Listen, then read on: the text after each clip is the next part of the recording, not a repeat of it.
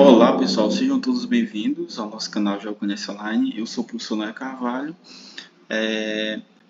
A gente hoje vai responder algumas questões, né, da banca UPA, né, a Universidade Patativa da Saré, de uma prova, né, de educador social, uma prova de nível médio, tá bom? A gente vai responder questões de português, tá certo? Essa prova ela foi realizada aí na Prefeitura Municipal de Granja, né, concurso da Prefeitura Municipal de Granja, do Ceará, e ela foi feita, né, por meio do edital 2023. Então, é uma prova recente, tá bom? E a gente vai destrinchar nessas questões de português aqui para espero que vocês aproveitem, né, tenham um bom entendimento. Qualquer dúvida aí deixe nos comentários. E aí, né, aqui está a estrutura da prova, a primeira página, perdão, né, com as instruções. Então, desde já gostaria de pedir, né, que você se inscrevesse no nosso canal, tá? Desse o like, ative o sininho. Dessa forma, o próprio YouTube ele entende que você gostou do vídeo, né, e ele vai lhe recomendar, né, quando a gente lançar os próximos vídeos desse tipo, tá bom? Então, essa é a primeira de uma série de videoaulas que a gente vai estar respondendo questões da banca UPA, né? Questão de português, tá bom? Então, como aqui para não ficar muito extenso o vídeo, que a gente vai detalhar bem, a gente vai responder primeiramente até a questão 5. Depois a gente vai estar lançando um vídeo, né? Para responder de 6, né? Comentar de 6 até a 10, beleza? Então a questão 1, né, ele fala o seguinte, questão 1 diz o seguinte, leia com atenção a descrição abaixo. Aí ele dá a descrição de um tipo de texto, né? Será que esse texto é injuntivo, narrativo, expositivo ou argumentativo? Mas diz o seguinte, é um tipo de texto que tem como objetivo orientar ou instruir o leitor sobre como realizar determinada atividade, tarefa ou processo. Ele fornece passos sequenciais e detalhados, geralmente usando imperativos verbais em uma linguagem direta e objetiva. Esse tipo de texto é comumente encontrado em manuais de instrução, receitas culinárias, tutoriais e guias de uso de produtos. Sua estrutura é organizada de forma a facilitar a compreensão e a execução de ações propostas pelo autor. Qual tipo de texto a descrição lida acima se refere? Então, aqui é uma questãozinha bem básica, bem fácil, né? Onde ele detalha aí, ele dá todas as características, né? Manuais de instruções, receitas culinárias, né? Tutoriais, guia. Aqui são textos instrucionais que estão ensinando alguém a fazer alguma coisa. Uma própria receita de uma comida, de um bolo, né? Isso, um manual de como usar, como instalar, como usar algo. Então aqui não vai ser narrativo, não vai ser expositivo, não vai ser argumentativo. Ele vai ser um texto injuntivo ou instrucional, né, que está ensinando a fazer algo. E aí, para ficar bem claro, eu até detalhei aqui os outros tipos, né, o narrativo. Qual é a característica do narrativo? A marca fundamental é a existência de um enredo, né, uma história, onde são desenvolvidas ações em uma ordem cronológica e marcada pelo tempo e pelo espaço, né? Tem os personagens, tem o narrador, aí os fatos vão se desenrolando com início, meio e fim, aí são um texto narrativo, né? O que não é a característica que eles apresentam lá, naquele enunciado. Já o texto dissertativo ou argumentativo, né, no caso aqui, busca defender uma ideia, né? É baseado na argumentação, em argumentos, desenvolvimento de um tema. Geralmente o texto dissertativo argumentativo ele, além de ser opinativo, eles buscam persuadir, né, convencer o leitor, tá bom? Já o expositivo, como o próprio nome diz, ele expõe algo, né, uma situação, dá uma conceituação, né, a definição, a descrição, uma comparação, traz informações e enumeração. Dessa forma, o objetivo central do emissor é explanar, é discutir e explicar sobre um determinado assunto. Esse é um texto expositivo. Já o injuntivo, que é a nossa resposta, né? Como é que ele é? Ele é um texto injuntivo ou instrucional, é pautado na explicação e nos métodos para a realização de algo. Assim, um dos recursos linguísticos marcantes desse tipo de texto é a utilização dos verbos no imperativo, de modo a indicar uma ordem. É justamente lá a nossa resposta. Tá bom? Então, a letra A se confirma aí como alternativa correta. Já a questão 2, eles apontam, né? Eles apontam algumas frases E na coluna 2 tem aí o conceito, né? Hormonímia e paronímia. E a gente vai ter que dizer se essas frases, esses termos aí nas frases, eles correspondem a uma hormonímia ou uma paronímia. E depois a gente vai marcar a sequência correta. Eu separei aqui, né, os conceitos, né, desses termos para ficar mais fácil a nossa compreensão.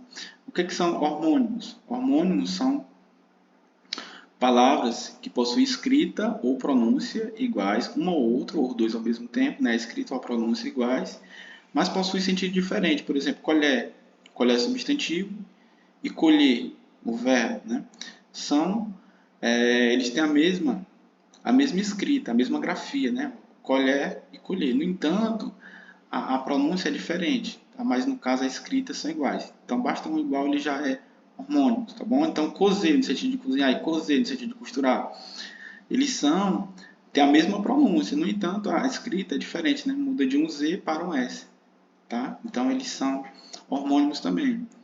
Já a manga é tudo igual, né? A manga no caso da fruta e a manga na parte da roupa, né? Da camisa lá, da blusa, né?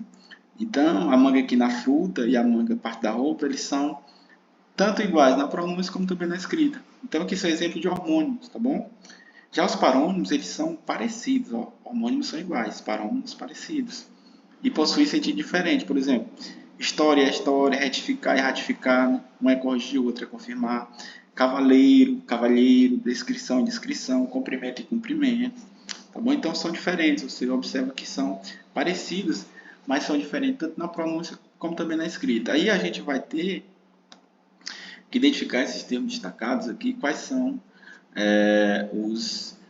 as hormonímias e a paronímia, tá bom? Então aqui, ó, letra A, primeira frase, perdão, primeiro parênteses, né? A infração tributária contribuiu, infração, né? Tributária contribuiu para o aumento da inflação. Vocês observam que eles são diferentes, tanto na pronúncia como também na escrita, né? Inflação aqui tributária com o R e inflação no sentido aqui do aumento, né, da inflação, na parte da economia, e aí inflação aqui é com L. Então a gente observa que eles são diferentes tanto na pronúncia, né, infração e inflação, como também na escrita. Nesse caso, eles não pode ser uma homonímia, né, não pode ter essa igualdade, como o próprio prefixo aqui, homo, né, de igualdade. Então aqui eles são diferentes, então eles são o quê? Parecidos, mas são diferentes, são uma paronímia, portanto aqui vai ser o 2, né? A gente vai colocar o 2 aqui. Aí colocando o 2 aqui, nós já descartamos a letra B e a letra D, que começa com 1 na sequência. Então só sobrou a letra A e a letra C. Se você for fazendo esse método aí na hora de resolver essas questões, é o método da eliminação, né? Facilita também a compreensão, né? E você acertar suas questões. Agora, a outra frase diz assim: ainda era cedo quando decidi que eu cedo às exigências da negociação. Vocês observam que eles são iguais, tanto na escrita como também na pronúncia. Quando eles são iguais dessa maneira, eles são o quê? São homonímios, né? Então, eles são iguais aqui nos dois casos. Portanto, aqui vai ser o 1. Aqui sendo 1, né, permanece, né? Primeiro 2, depois 1, primeiro 2, depois 1. Ainda não dá para eliminar nenhuma das duas. Lembrando que, no caso aqui a terceira, já vai ser o 2, né? Porque tem as únicas alternativas válidas. Aí só para a gente confirmar. O perfume flagrante preencheu o ambiente suavemente durante o flagrante policial. Você observa que são diferentes na grafia e na pronúncia. Flagrante e flagrante. Quando são parecidos, mas são diferentes, né? são somente parecidos, no caso aqui vai ser uma paronímia, né? Portanto vai ser o 2 realmente se confirmando. E agora é que a gente vai decidir, né? Se vai ser realmente a letra A ou a letra C. Observe, ao acender a vela, viu a chama acender lentamente. A escrita é diferente, né? Acender e acender. No caso aqui tem um S, mas a pronúncia é a mesma. A pronúncia é igual. Quando a pronúncia é igual, é uma homonímia. Portanto, aqui vai ser realmente a letra A, a alternativa correta. Tá? Então, esse último termo aqui foi realmente para induzir muitas pessoas ao erro. Por isso que é importante, né, essa pronúncia correta. Já na questão 3, questão 3 diz o seguinte: nós temos as duas colunas, né? Coluna 1 e a coluna 2, e a gente vai ter que classificar essas frases dessas colunas, né, em sentido conotativo e denotativo. Lembrando que o sentido denotativo, aqui, esse D, você pode relacionar com o D do dicionário. Tá? Então, o denotativo vai ser aquele sentido real, o sentido literal da palavra. Tá? Assim como está no dicionário. Então, o denotativo relacione com o sentido real do dicionário. Enquanto o conotativo vai ser o sentido figurado. Tá? Não é o sentido literal, não é aquilo que está no dicionário. Eu coloquei mais uma vez aqui, né, as definições. A denotação é o emprego do sentido real da palavra. E as expressões, por exemplo, depois de jogar bola, nós comemos churrasco. Depois de jogar bola, nós comemos churrasco. O termo jogar bola realmente é jogar futebol, né? Nós comemos o churrasco. Está no sentido literal, no sentido do dicionário. Já a conotação é o emprego no sentido subjetivo, figurado das palavras. Ela se apropria de um novo sentido. Por exemplo, ele comeu bola na prova de matemática. Ele comeu bola na prova de matemática. Não está querendo dizer realmente que ele comeu bola, não. Ele dá um sentido figurado. Né? Então, é uma conotação. Aí aqui a gente tem que dizer, né, quais são as conotações e as denotações. O espírito olímpico é uma chama que queima nos corações dos competidores. Será que o espírito olímpico é uma chama que queima realmente dentro do coração? Isso aqui, esses termos aqui é uma conotação aqui está no sentido figurado, porque não vai ter chama aqui no coração das pessoas. Então a conotação aqui é o 1, né? É um. Conotação é 1. Então, botando um aqui na primeira, já dá para a gente eliminar alguns, né? Dá para eliminar a letra D e também a letra A. Só marcar aqui novamente, né? Que eu deixei foi de marca texto. A 1, perdão, A e a D já dá para eliminar, porque a primeira é 1. Agora vamos para 2. As Olimpíadas são um evento esportivo internacional realizado a cada 4 anos. Né? Aqui não tem nada de sentido figurado, aqui está no sentido literal mesmo. Então aqui vai ser 2, né? Não tem nada aqui diferente, né? Que tem essa apropriando de um novo significado. Então, vamos ver se dá para eliminar algum. Dá não, né? Tanto na letra B como na letra C é o 2. Agora aqui a terceira frase, os atletas competem em diferentes modalidades esportivas para conquistar medalhas. Os atletas competem em diferentes modalidades. Não, aqui também não tem nada de sentido figurado. Aqui está no sentido denotativo, no sentido real, no dicionário, né? Que vai ser o 2 mais uma vez. Que já vai ser o 2. Já observe a sequência. 1, 2, 2. Vamos ver aqui. Na letra B, 1, 2, 1. Então, elimina a letra B, não é. E na letra C tem 1, 2, 2. Então, já é a letra C a alternativa correta, viu? Por isso, é importante aí, às vezes a gente não sabe, fica na dúvida em relação a alguns, mas nessa sequência já dá pra gente eliminar e saber a alternativa correta. Aí aqui o quarto, né? A gente já sabe que vai ser 2 também. E o último vai ser 1. Diz o seguinte, a sede das Olimpíadas muda a cada edição, né? Com cidades de todo mundo hospedando evento. É exatamente isso. Aqui está no sentido denotativo, no sentido do dicionário. Então aqui vai ser o 2 mesmo. E a última, a vitória olímpica é uma coroa de louros tecidos com suor e dedicação. Já viram uma coroa tecida com suor e dedicação? Não, né? Então aqui vai ser no sentido realmente conotativo, vai ser 1. Se confirma sim, gente, que é a letra C a alternativa correta. Tá bom? Espero que tenham compreendido. A questão 4. Leia com atenção o seguinte trecho da obra A Hora da Estrela de Clarice Lispector. Né? O termo destacado diz o seguinte. Você, Macabea, é um cabelo na sopa. Não dá vontade de comer. Me desculpe. E se eu lhe ofendi, mas sou sincero. Você está ofendida? Então, essa figura de linguagem aí é o que? É uma metonímia? É uma comparação? É uma metáfora? É uma prosopopeia? O que é essa frase? Aí eu fiz aqui mais uma vez para ficar mais detalhado, né? Aqui a frase, aqui a frase em questão. Você, Macabé, é uma sopa, é um cabelo na sopa, perdão, né? Não dá vontade de comer.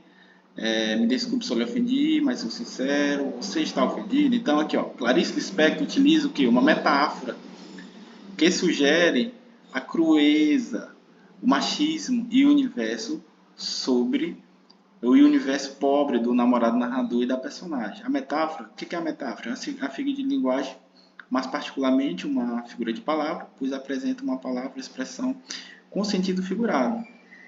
Assim podemos definir metáfora como sendo uma espécie de comparação, porém uma comparação implícita, pois não exige com a conjunção ou locução conjuntiva comparativa.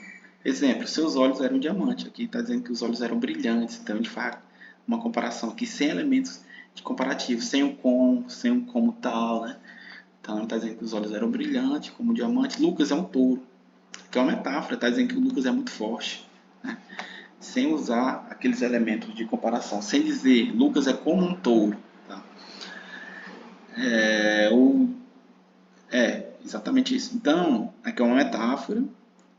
A alternativa vai ser a letra C. Mas aí eu coloquei as outras figuras de linguagem que aparecem para explicar cada uma delas. A metonímia é uma figura de linguagem, né, que utiliza um termo no lugar do outro. Uma das metonímias mais comuns é quando usamos a parte de uma coisa para fazer referência a ela de forma completa. Por exemplo, depois de me formar, quero ter meu próprio teto. Por que ele fala aqui em teto? Em teto é só uma parte da casa, mas ela está querendo dizer que é a casa toda. Então, utiliza só uma parte para dizer que é um todo, né? Para se referir de forma completa. Tá bom? Então, aqui é uma metonímia. Já a prosopopeia, ou personificação, é também uma figura de linguagem muito utilizada, que ela utiliza aí os sentimentos, as sensações, comportamentos e características tipo de seres humanos. Ela atribui a seres ou objetos inanimados, ou seres irracionais. Por exemplo, o dia acordou feliz. Será que o dia acorda? Ele está atribuindo uma característica, né, de seres vivos, né, ao dia. Então aqui é uma prosopopeia, uma personificação. Né? Já uma comparação, uma figura de linguagem muito fácil, né, que todo mundo conhece, é uma analogia, né, uma comparação entre dois termos, né, tem esses dois elementos comparativos, e ela é feita, né, de maneira expressa, há sempre aqueles elementos de comparação.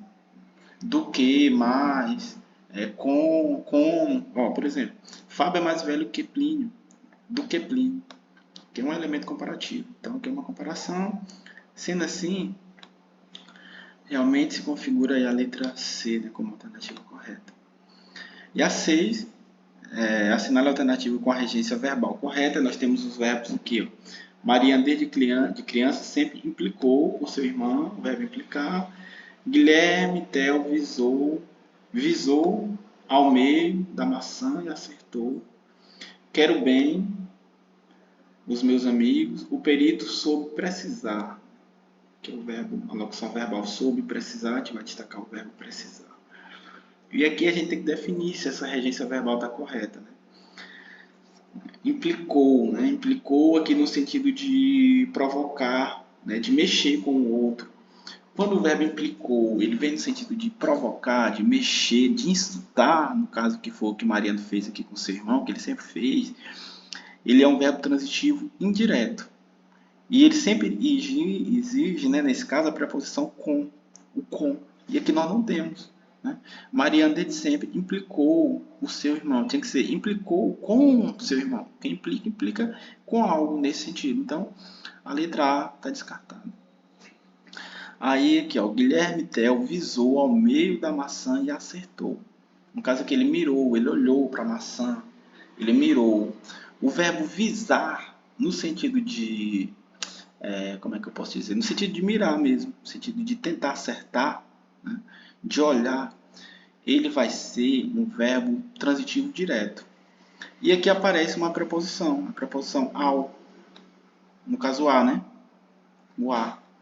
Não deveria ter. Deveria ser somente Guilherme visou o meio da maçã e acertou. Portanto, aqui está errado também a letra B. Tá?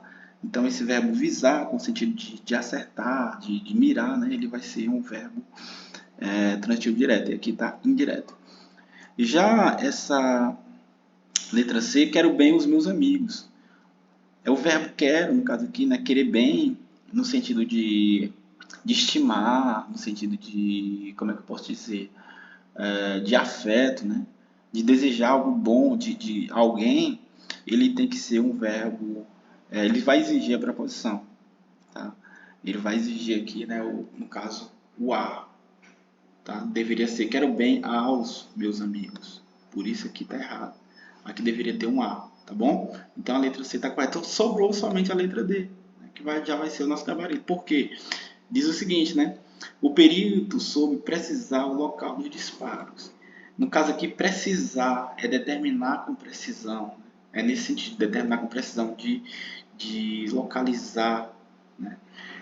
de inferir, realmente de acertar, né? De determinar ali com precisão. Nesse sentido, o verbo precisar, quando ele é empregado nesse sentido, de determinar, ele vai ser um verbo transitivo direto.